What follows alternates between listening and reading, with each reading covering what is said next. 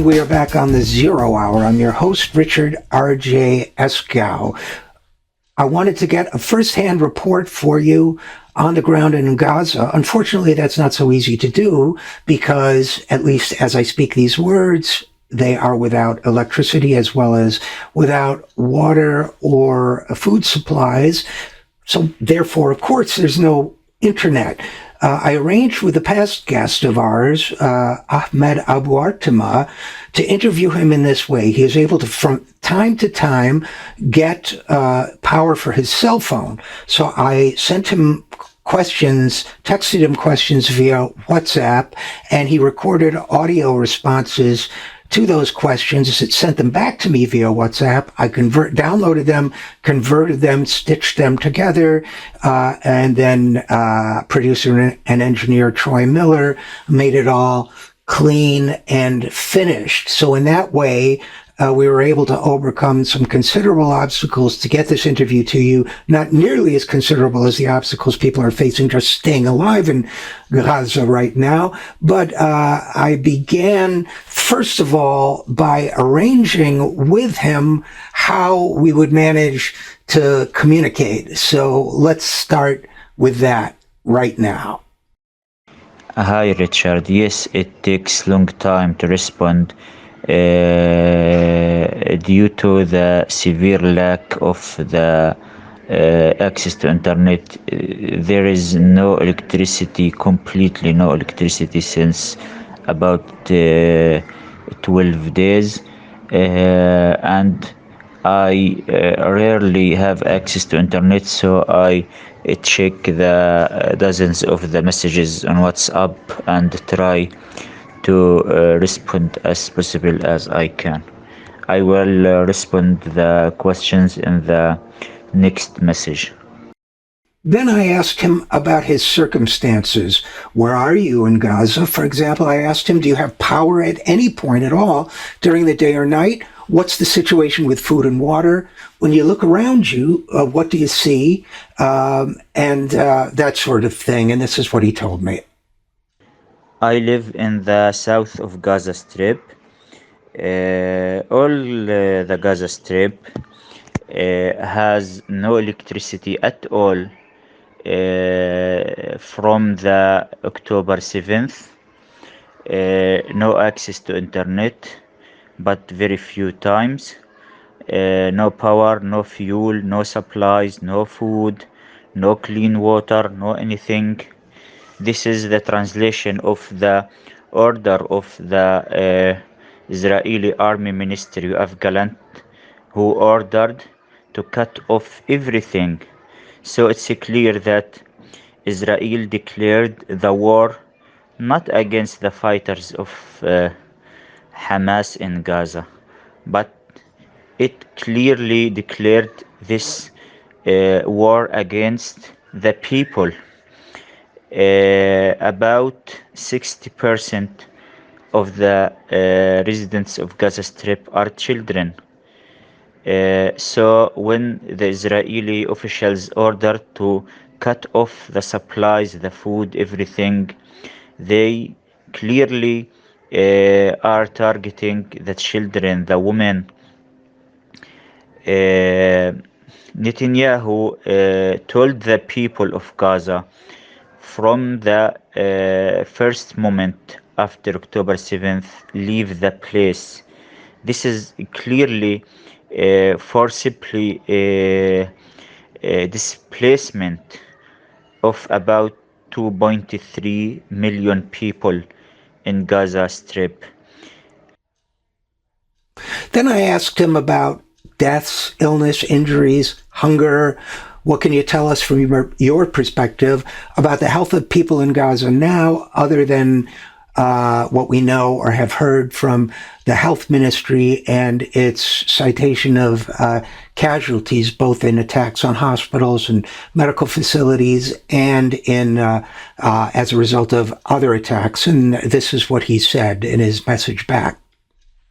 I really don't have words to describe the situation in Gaza. It's indescribable. When I look to the street, I have the rebels everywhere. The Israeli airstrikes is bombarding everywhere. Dozens of families, maybe hundreds of families, all of them, all the members of the families were massacred when the Israeli warplanes destroyed their houses while they were sleeping in their houses. The majority of the victims until now in Gaza are children and women. The vast majority are children and women. No supplies here in Gaza. It becomes a very hard daily battle for everyone to get some bread or to get some water to survive in this very severe moment. The people here in Gaza, the people here in Gaza know well that Israel is targeting them. The families are sitting together and they are waiting where the next Israeli missile will hit. Maybe will hit any of the houses and kill all the members of the families. So it's very, very horrible. Then I asked him about attacks on medical care facilities. Israel and the United States are claiming that Palestinians and not Israelis are responsible for the destruction at Al Ahli Arab Hospital, which is the most massive infliction of violence yet on a medical facility. I asked if he had any information about that. And I also we know from the World Health Organization that Israelis have attacked other medical facilities and healthcare workers, regardless of what we eventually find out about Al Ahli Arab Hospital. So I asked him what he had to say about that, and this is what he said. No safe place in Gaza. Even the hospitals under the Israeli attack. Israel threatened about 20 of the hospitals in Gaza to evacuate. So Israel push the people to know that no safe place in Gaza. It's a very clear plan to displace the people, to push the people to leave their lands. We see exactly the same events which happened in 1948, Nakba, when the Zionist movement at that time committed horrible massacres like Deir Yassin and the other massacres, and the goal of that massacres was to push the people to leave from their villages and cities. Israel today is completing what it began in 1948.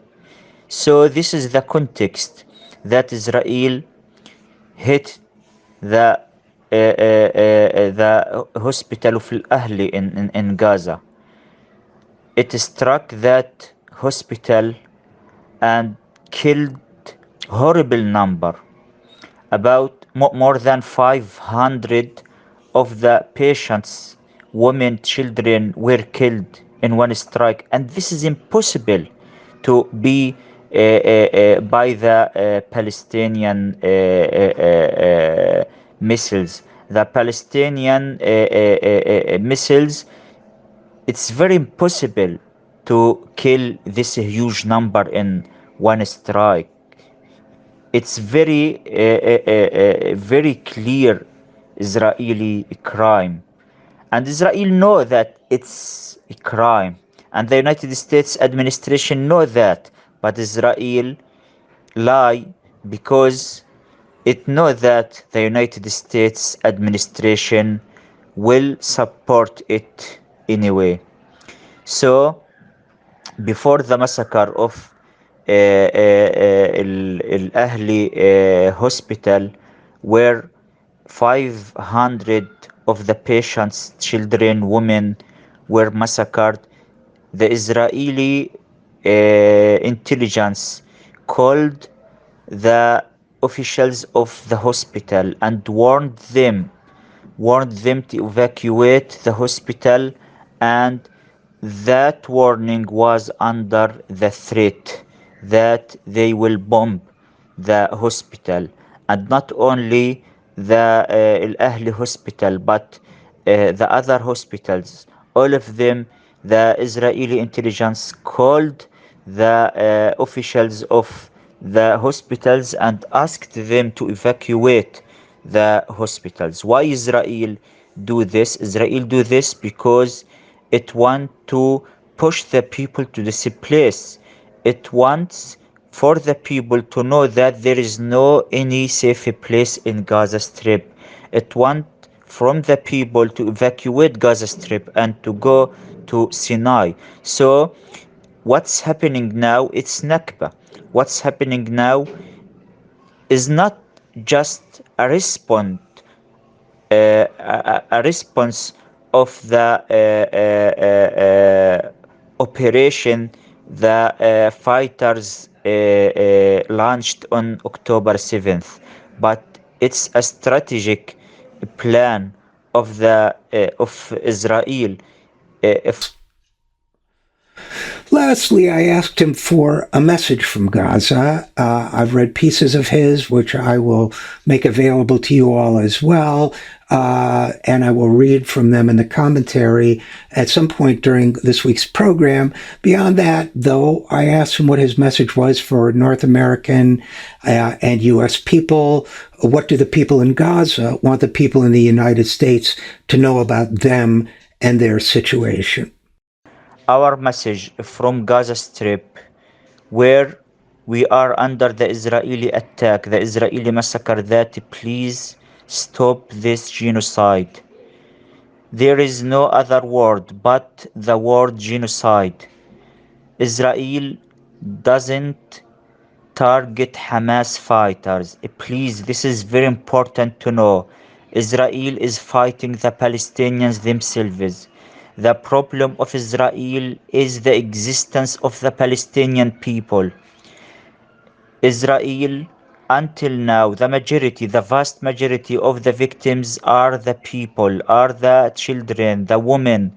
From the beginning of this Israeli attack, they they are bombarding the houses.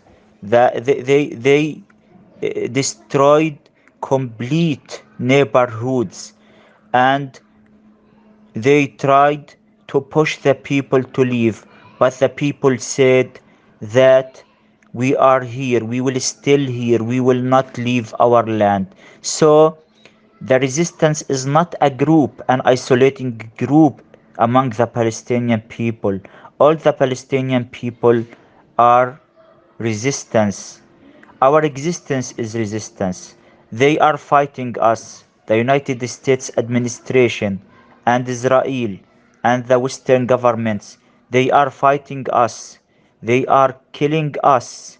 Yes, their support of Israel is a partnership of this massacre. They are killing us because they are supporting this regime of genocide. So please don't look to this battle that it is the own battle of the Palestinians. It's your battle. It's the battle of everyone who want a world without regimes of genocide, without regimes of apartheid. Israel failed in 1948 because there remains Palestinians until now. And from the Israeli perspective, they are trying to correct that historic mistake by evacuating the rest of the Palestinians from Gaza Strip and West Bank. And they will do this if you don't have a strong stand, if you didn't protest strongly against this massacre, against this genocide. Stop this genocide. The massacre, the killing of the children and women must not be an ordinary news every day. This should be stopped. It will be a horrible world if we allow to Israel to continue this genocide.